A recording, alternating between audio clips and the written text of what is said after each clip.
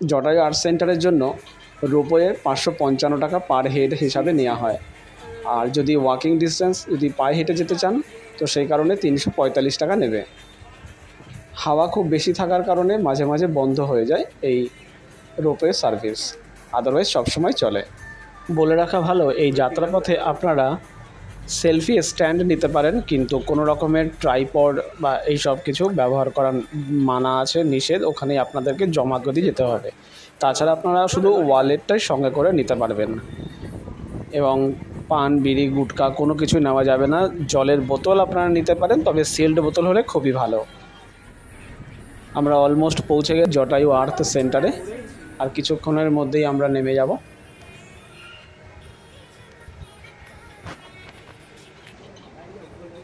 Ropeway থেকে একটু running থাকে স্লোলি, আপনারা নেমে সিঁড়ি দিয়ে উপরের দিকে হেঁটে চলবেন। উপরে এইভাবে উপরের দিকে এগিয়ে চললেই আপনারা দেখতে পারবেন জটায়ু আর্ট সেন্টার। এইটার ভিউ খুবই সুন্দর অনুভূতি।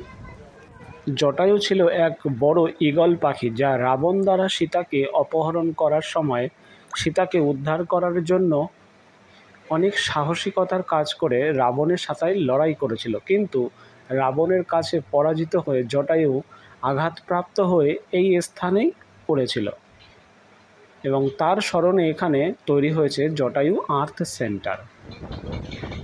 এখানে একটি 3D থিয়েটার আছে, যেখানে জটায়ুর কাহিনী এবং রামায়ণের মূল ঘটনা নিয়ে 3D সিনেমা দেখানো হয়ে থাকে। এটি বিশ্বের অন্যতম বৃহত্তম পাখির একটি মূর্তি।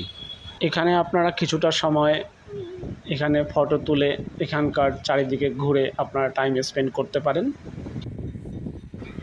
বছরের সব সময় এখানে সামান্য গরম থাকে, তবে যদি আপনারা পায়ে হেঁটে দর্শন করেন তো সেক্ষেত্রে আপনাদের একটু অসুবিধা হতে পারে। তবে রোপওয়েতে আসলে আপনাদের বেশি অসুবিধা হবে না। এখানে ঘন্টাখানেক টাইম স্পেন্ড করলেন, এখানে ঘুরলেন। এখানে চা কফি খাওয়ার কোনো ব্যবস্থা নেই, একদম নিচে গিয়েই আপনাকে খেতে হবে। সুতরাং আপনারা সঙ্গে যদি পানীয় জল নিয়ে আসেন সেক্ষেত্রে খুব ভালো। আদারওয়াইজ উপরে কিছু কেবিন করা আছে, যেখান থেকে ওদের গ্লাস ভরে যেটা জল দেবে পার গ্লাস 15 টাকা করে। তা আমি এটাই বলবো, আপনারা সঙ্গে করে যদি জল নিয়ে আসতে পারেন সেটা খুব ভালো হবে।